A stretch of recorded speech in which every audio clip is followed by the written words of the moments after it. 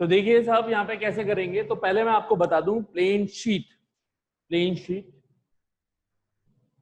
So this is the plain sheet. देखिए infinitely long, ऊपर कितनी दिख रही है, बस ये जहां तक दिख रही होगी, उसके बाद आपको नजर ही नहीं आएगा, तो ये इनफाइनाइट जा रही है, आपको नजर नहीं आ रही ना, इसलिए ये इसको इसलिए बोल रहे हैं इनफाइनाइटली लॉन्ग।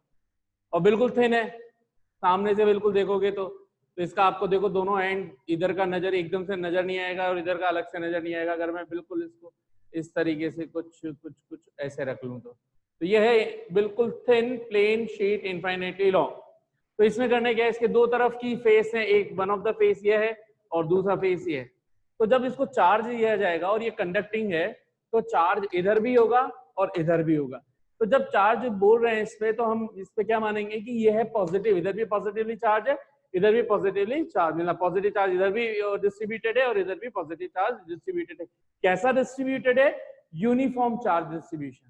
ठीक, तो आपको टोटल चार्ज दे नहीं सकते, क्यों नहीं दे सकते, क्योंकि ये है इनफाइनाइट। तो चार्ज कितने पे डिस्ट्रीब्यूट हुआ है, इनफाइनाइट पे। तो उसकी जगह हमें क्या दे दिया गया कि सरफेस का हर यूनिट एरिया कितना चार्ज कंटेंट कर रहा है, उसकी डेंसिटी दे दी सिग्मा। सिग्मा का मतलब कूलम पर metre square, 1 metre square area में कितना चार्ज आएगा, समझने के लिए मान लो 10 कूलम पर मीटर स्क्वायर। यानी कि अगर ये शीट है, इसका एक छोटा सा पार्ट मैं ले लूं, ये 1 मीटर स्क्वायर का हो, ये वाला मान लो, ये वाला पार्ट 1 मीटर स्क्वायर का, तो ऐसे अगर मैं बहुत सारे पार्ट कर दूं, तो इसके अंदर अगर 10 मीटर स्क्वायर है तो फिर इसमें भी 10 मीटर स्क्वायर होगा, इसमें भी 10 मीटर स्क्वायर होगा। समझ में आ गई बात। तो हमको ये दे रखा है कि 1 मीटर स्क्वायर के अंदर जो चार्ज कंटेंट है उसकी डेंसिटी दे रखी है, यानी कि एक तरह से 10 कूलम पर मीटर स्क्वायर, जिसको हम बोल रहे हैं सिग्मा। तो सिग्मा हमें दे दिया गया चार्ज ना दे करके, क्योंकि इनफाइनाइटली लॉन्ग है। चार्ज हम बाद में भी देखते हैं कि कुछ अज्यूम करना पड़ेगा या क्या अज्यूम नहीं करना पड़ेगा।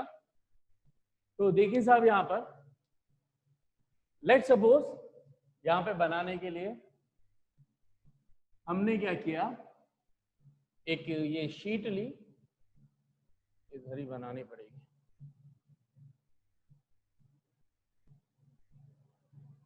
तो ये शीट नजर आ गई, ये इधर भी इनफाइनाइट चल रही है, ऊपर की तरफ भी, और इधर भी इनफाइनाइट चल रही है, तभी तो इनफाइनाइट होगा।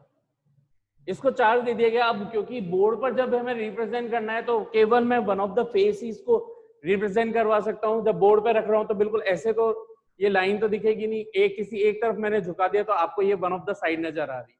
ठीक है, ये वाली कोई सी भी एक साइड आपको ये नजर आ गई, मान लीजिए, तो एक साइड आपको नजर आ रही है। यहाँ पे इसको ऐसे रख दिया मैंने इस तरीके से, ठीक है,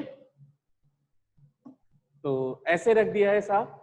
तो यहाँ पर ये प्लस प्लस है, तो अगर मैं ऐसे रख रहा हूँ तो प्लस के कारण इलेक्ट्रिक फील्ड सारे के सारे किधर आएंगे, इसकी परपेंडिकुलर डायरेक्शन में, क्योंकि हर एक पॉजिटिव चार्ज के कारण जो भी इलेक्ट्रिक फील्ड मिल रहा होगा वो किधर मिल रहा होगा, बिल्कुल सामने की तरफ अपनी सरफेस के परपेंडिकुलर। इलेक्ट्रिक फील्ड हमेशा कंडक्टिंग सरफेस के परपेंडिकुलर होता है।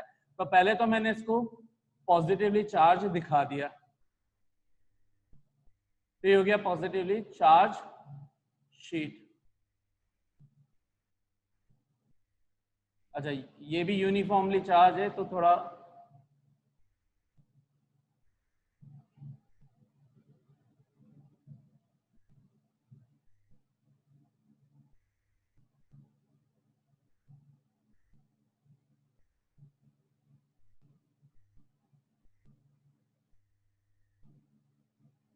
ये बना दिया साहब पॉजिटिवली चार्ज, पॉजिटिवली चार्ज।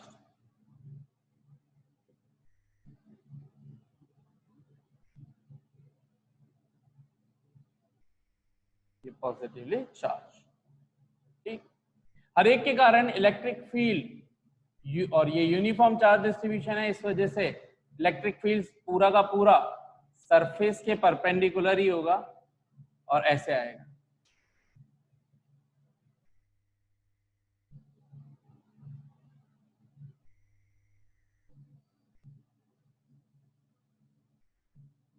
ये हो गया साहब हमारा क्या,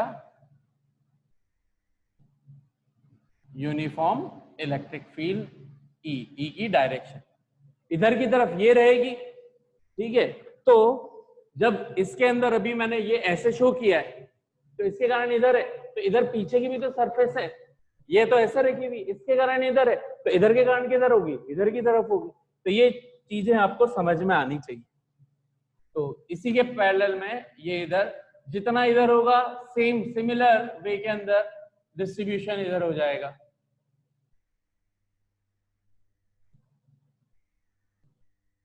है ना, भावनाओं को समझना है भाई, सभी स्ट्रेट लाइंस हैं तो,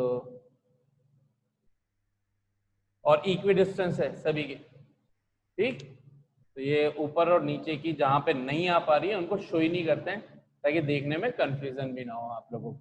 ये नजर आ गए। इसके कारण हमें क्या फाइंड करना है, टोटल इलेक्ट्रिक फील्ड कहीं पे भी किसी भी पॉइंट बाहर कि ये चार्ज सरफेस हो गई, बताओ यहाँ पर इलेक्ट्रिक फील्ड क्या होगा, इस जगह पे इलेक्ट्रिक फील्ड क्या होगा, जहां पे ये मेरा मार्कर रख दिया मैंने, मार्कर का जो ब्लैक कैप है, इस जगह पे इलेक्ट्रिक फील्ड कितना होगा इस पूरे के कारण। तो हमने क्या बोला कि किसी भी पॉइंट P को मान लिया r डिस्टेंस पर, इससे परपेंडिकुलर डिस्टेंस पर। तो लेट्स सपोज ये है पॉइंट P, जहां पर हमें क्या फाइंड करनी है, टोटल इलेक्ट्रिक फील्ड फाइंड करनी है।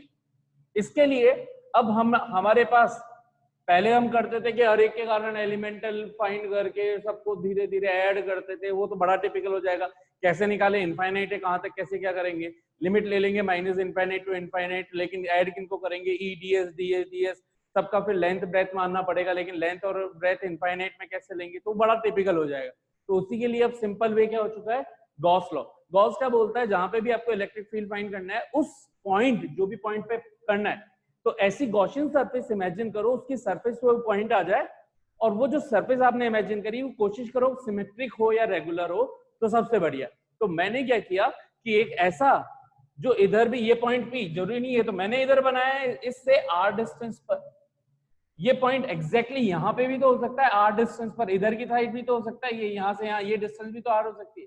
तो मैंने क्या किया, सिमेट्रिक बनाने के लिए एक ऐसे गॉसियन सिलेंडर की इमेजिनेशन करी जिसकी क्रॉस सेक्शन पर ये पॉइंट P आ रहा है।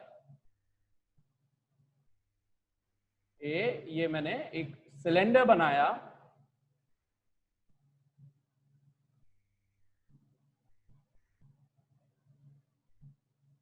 इस सिलेंडर पर पॉइंट P है हमारा, और ये हो गया वो सिलेंडर। दोनों तरफ ये अगर यहां से ये डिस्टेंस, सरफेस से ये डिस्टेंस अगर r है, तो इधर भी मैंने उतनी डिस्टेंस पे ले लिया, यानी कि ये डिस्टेंस जहां पे इधर की तरफ पॉइंट बनाना है वो भी कितने डिस्टेंस पर है, r डिस्टेंस पर। तो ये मेरा बन गया सिलेंडर, ठीक। अब इसमें थोड़ा सा आप लोगों को हो सकता है, ये मैं हटा देता हूं क्लैरिटी के लिए, बाकी सारी जितनी चीजें हैं वो सब मैं हटा रहा हूं इसके बीच में से। इतनी जल्दी टाइम लैप आ गया, जल्दी तो नहीं आया, टाइम तो टाइम के हिसाब से आया है 10 मिनट्स का, लेकिन बात वही है कि ज्वाइनिंग नहीं हो पा रही लोगों की जूम मीटिंग के अंदर, उसमें हम भी हेल्पलेस थे।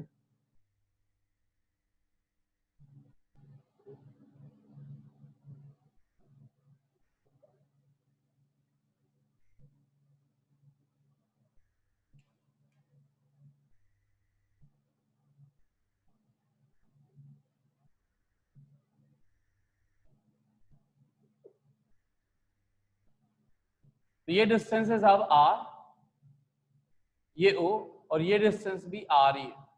तो टोटल इस सिलेंडर की लेंथ कितनी हो गई, अगर देखोगे तो L is equal to 2r।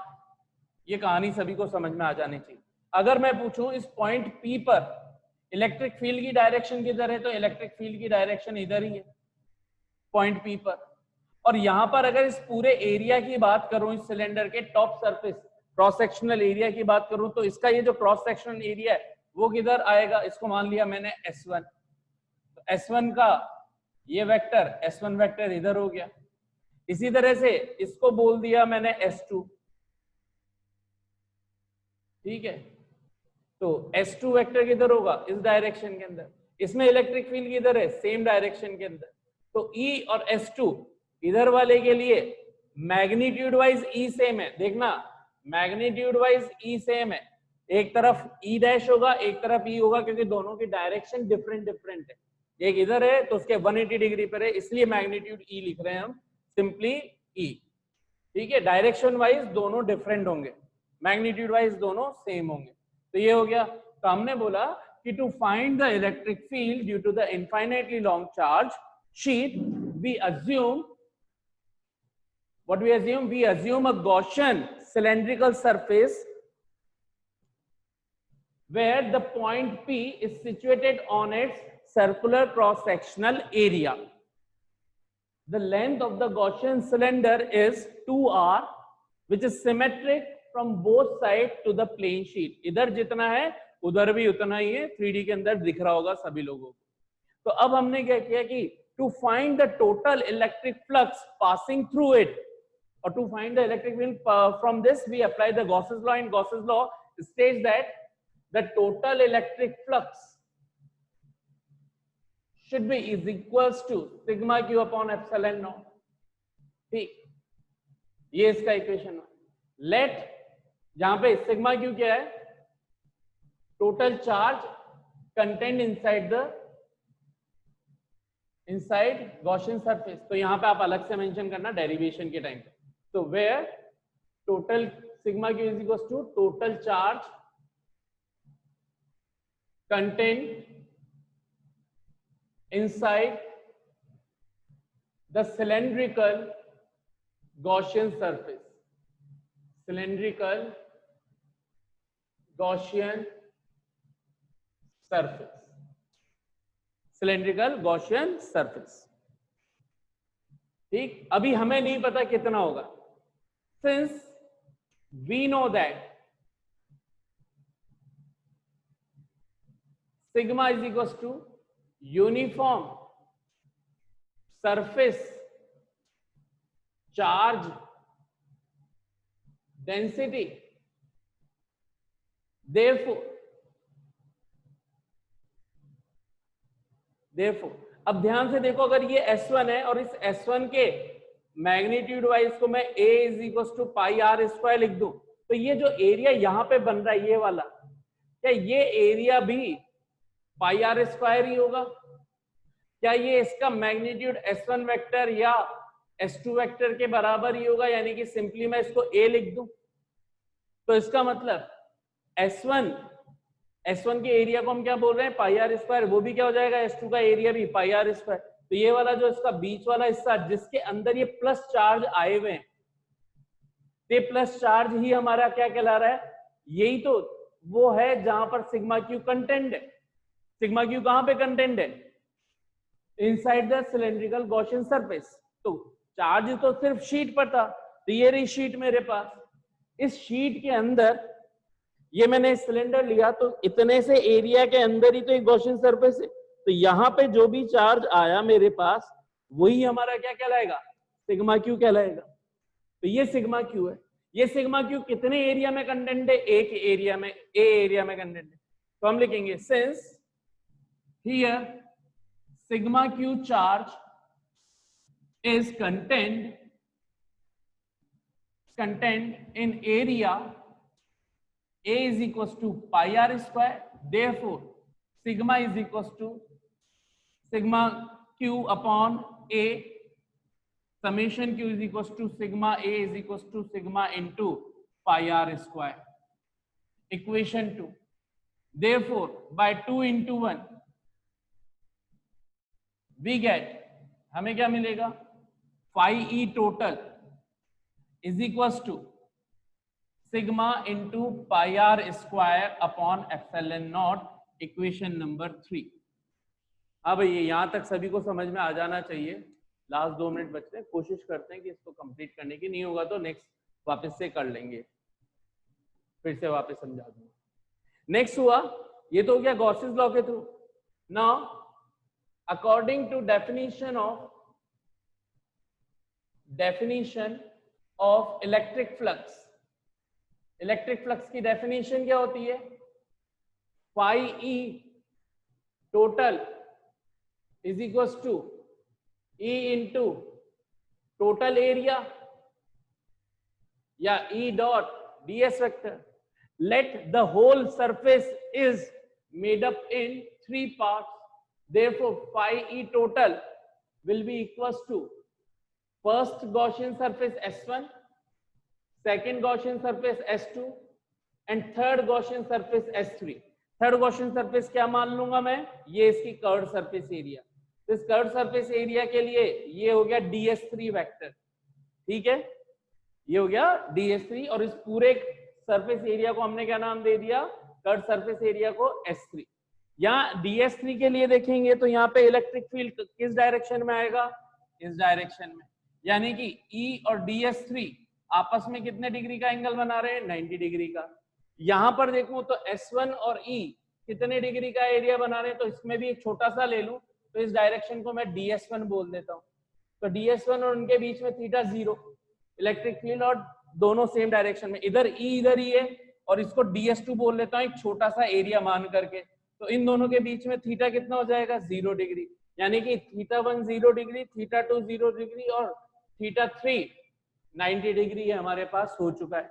तो इसका मतलब यहाँ पे क्या लिखेंगे, E dot ds1, E dot ds2, E dot ds3 और इनका ये ओपन कर देंगे और सब्स्टिट्यूट कर देंगे। क्या आ जाएगा, E ds के बीच में E ds cos 0, second S2 के लिए E ds cos 0, E ds2 cos 0, E ds1 cos 0 और 3 के लिए S3 के लिए E ds3 cos 90, cos 90 वाला तो हो गया 0 पूरा का पूरा, ठीक है, तो ये पूरी टर्म 0।